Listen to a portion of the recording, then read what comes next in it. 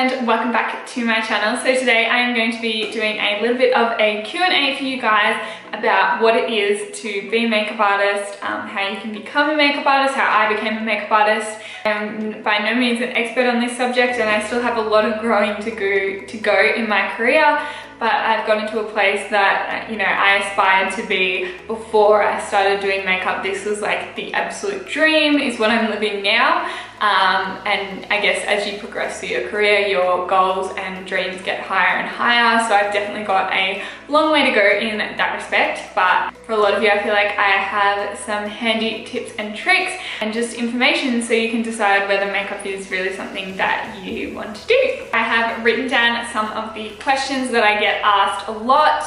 People are always DMing me, asking me different things like where I went to makeup school, all of that I will get to. And then I also put a post out just asking for anyone to send me any questions that they want answered, and I will answer them in this video. So this is a collection of all that kind of stuff. The first question was what got me into makeup. So I grew up dancing and performing, and I still do that and love it. And I guess doing all my makeup for shows, doing my friends' makeup for shows, we just used to go all out, and that just really got me into it and really loving it. When I was like 15, I was really into YouTubers. I used to watch like Blair Fowler and I guess Lauren Curtis and just all the OGs. So I guess I kind of learned a lot of stuff through that when I was younger, and I guess it kind of just progressed from there. When I left high school, I started university. I studied a double degree in criminology and psychology. Halfway through that, I was kind of thinking, it's really boring. I want to do something cool. I was really like loving makeup, and I was like, you know what, I'm just going to do it. I'm going to do a makeup course. So I signed up to a makeup course and kind of all went from there. Where did I go to makeup school? So I went to Beauty EDU, which doesn't exist anymore. It's been bought out by the National Academy of Beauty, but it was a beauty school that originally offered just like you know, waxing beautician stuff, and then they added in a makeup course, and my group of girls were like the only group of girls to graduate from that school with their makeup diploma. And like, the course definitely had its flaws, but I also learned a lot from it and met amazing people and had some really cool trainers as well. Where should I go to makeup school? That leads on to my next question. Yeah, so everyone says, oh, well, where should I go then? I honestly don't think there's anything in Victoria at the moment, which is where I live. I live in Victoria at the bottom of Australia, but even in Australia in general, there's just not much in terms of makeup courses. They're just so outdated. They, you know, people ask expecting that they're gonna learn cut crease and all these modern techniques. Like, you're just not. If you get lucky with a good teacher, then lucky you will, but it's not written in the course like structure that you have to learn that. You know, when I did smoky eyes in class, it was like, you know, a black smoky eye. Like, that's what smoky eye is according to them. It's just really outdated and old. I personally didn't really learn all that much from my course in terms of like beauty, makeup skill. All of this has kind of come from myself and later working at Inglot, which I'll talk about later.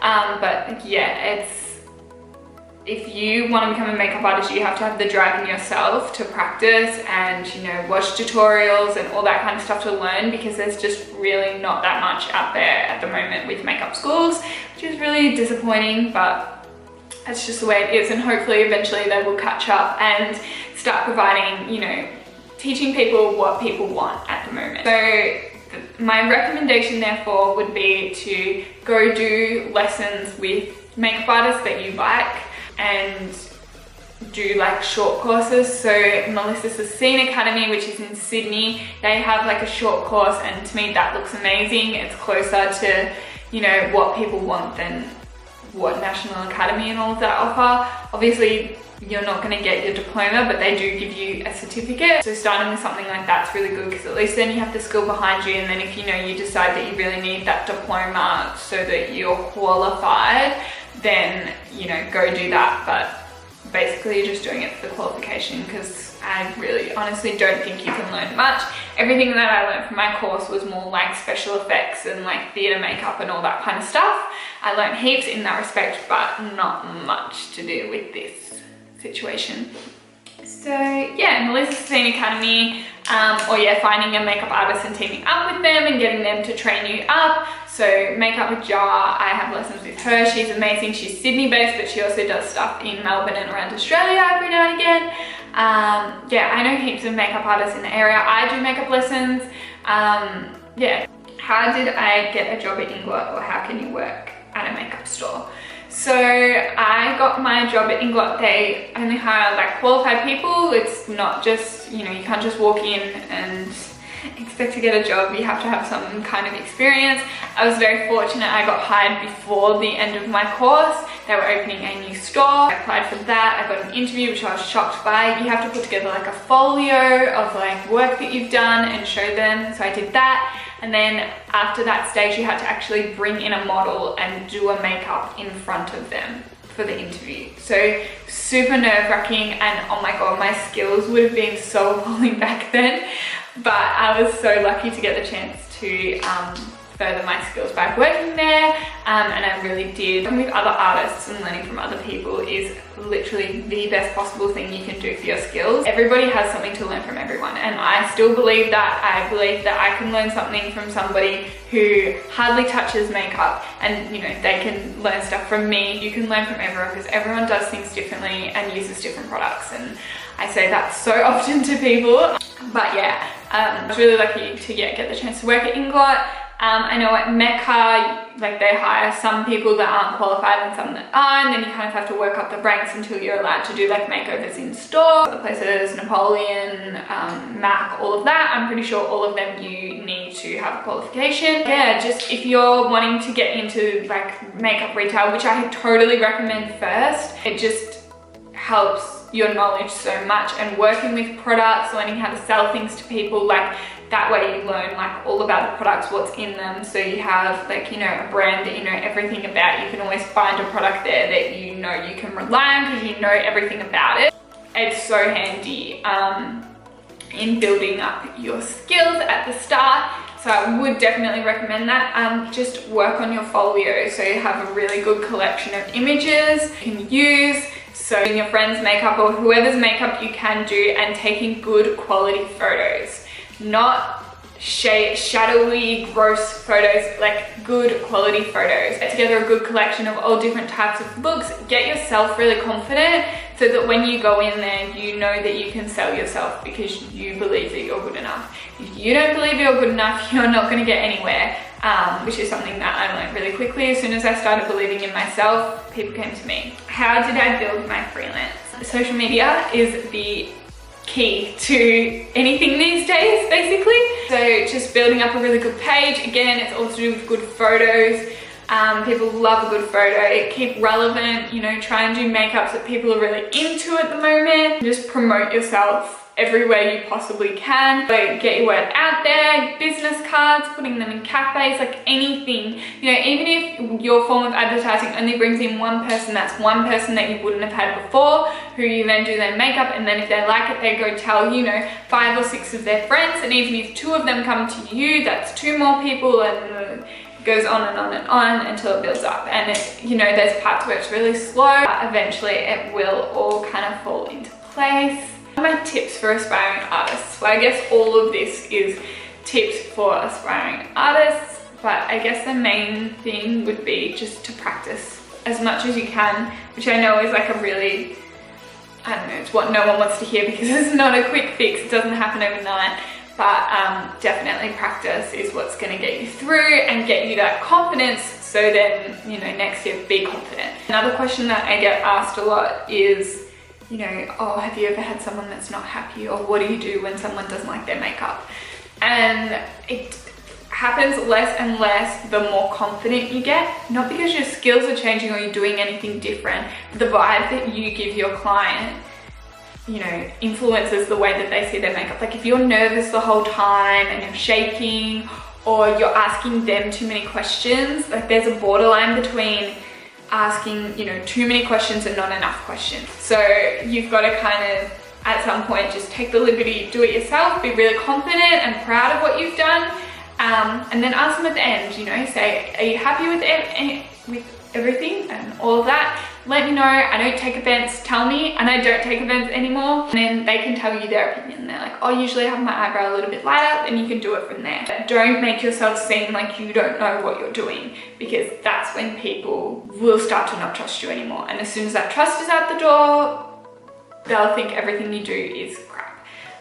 So I just walk in confident and know exactly what I'm doing, and I don't really have any problems at all. So the other thing on that is just be really true to yourself and know that your work is good. If you confidently know that your work is good, you won't take offense. That's the other major thing that you have to learn. You have to go, my work is really good, it's my style, I know how to do other people's styles as well, but everyone likes things differently, and people might not be used to seeing something like that on their face.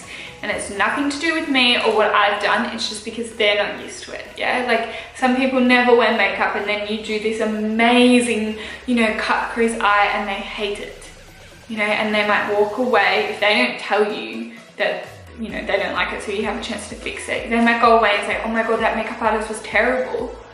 But you're not terrible, you just didn't achieve what they wanted, which all comes back to, you know, making sure that you're on the same page at the start before you even start the makeover. It's really important to, you know, believe that you are good enough, because as soon as they see that you don't believe that you're good enough, it all turns to poo.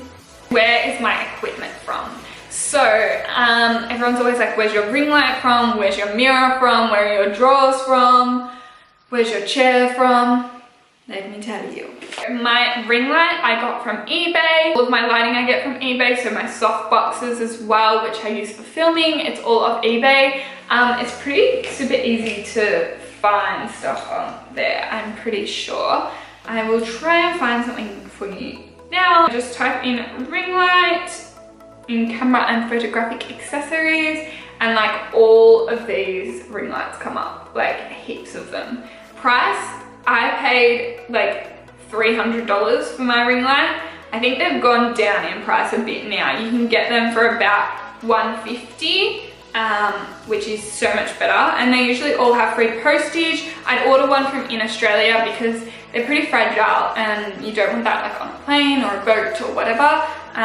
They just bring it in like a courier truck. They're all about $150 now, but I wouldn't go less than like $130. If it's less than $130, it's probably shit. Too good to be true. My mirror is from Glamour Makeup Mirrors, which is like a Melbourne-based company. They have a website, Instagram, all that stuff. Glamour Makeup Mirrors, and it's the belle of the ball. And it's really cool. It like dims and all that kind of stuff. And then my drawers are the Mom drawers from IKEA.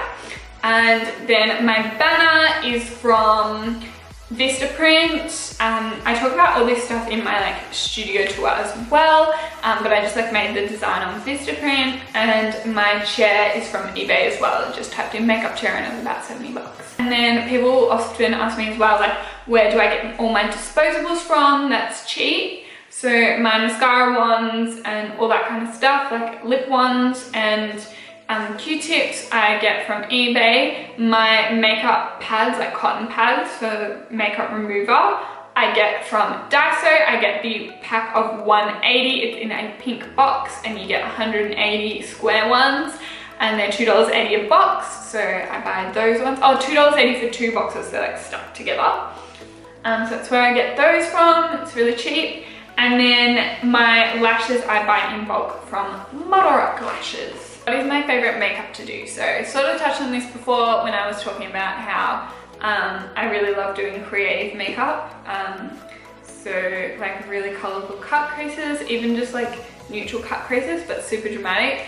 I love them because they're challenging and I learn something from them when I do them. Neutral makeup, like natural makeup and like dead makeup, wedding makeup, all that kind of stuff, I love. It's really cool and it makes someone look gorgeous. I think it makes someone look better than like full glam makeup does, but it's not as fun to do, but it's still really fun. Why don't you do airbrushing? Alright, so I get a lot of people saying, do you do airbrushing? Why don't you do airbrushing? All that kind of jazz. So I learned airbrushing as part of my course. I had an airbrush machine and I got rid of it pretty much as soon as I wasn't doing my course anymore. I don't like it. I don't think that it improves the longevity of the makeup. It just takes longer and it doesn't work on every single skin type, in my opinion. People might disagree. I have heard in the past of makeup artists, like people ask for airbrushing and because it doesn't suit their skin type and the makeup artist doesn't want to say, well no, it doesn't suit your skin type, they'll just blow air over their face and they don't know the difference. It feels like something's being applied. So yeah, I just think it's a bit of a gimmick. It's great for editorial, special effects. That's kind of what it was made for. And people developed like foundations and stuff to put into it, but yeah, I just didn't really like it. And it might have just been the machine that I was using in the product, but I think that I get an amazing result with like traditional makeup that lasts well and truly all day, some even say through to the next day. So I don't think that I need airbrushing at all. Plans and goals for the future. So my plans and goals for the future is to continue building up my client base and building up my business, and I eventually, probably looking at next year, wanting to start creating like my own makeup brand, lash brand, all that kind of stuff, and eventually get into a proper studio, hire other makeup artists as well to work on my team, sell products together, and do big makeup workshops and classes, kind of offer what current makeup schools do not. And yeah, just have like a really cool getting ready girly space for everyone. And yeah, and also really want to just push my YouTube and Instagram and all of that kind of stuff.